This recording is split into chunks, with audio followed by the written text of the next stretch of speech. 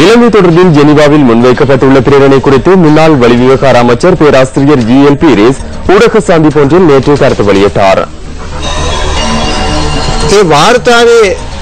இலங்கையின் முப்படையினரை நிலைச்சித்தனமாக செயற்பட்டதாக அந்த பிரேரணையில் உள்ளது.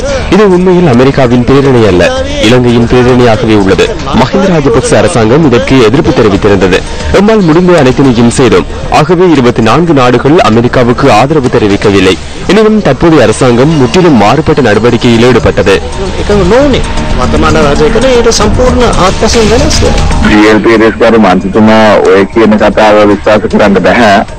GL பீரிஸ் அவர்கள் தெரிவிக்கும் கருத்தினை ஏற்றுக்கொள்ள முடியாது.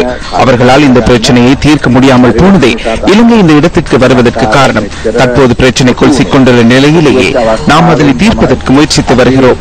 உள்நாட்டு பொறிமுறையின் மூலம் நாட்டின் சட்டத்திற்கு அமைய இந்த பிரச்சனைக்கான முடிவை எடுப்பதற்கு சர்வதேச நாடுகளுடன் நாம் கைகோர்த்துள்ளோம். තැනට ලෝක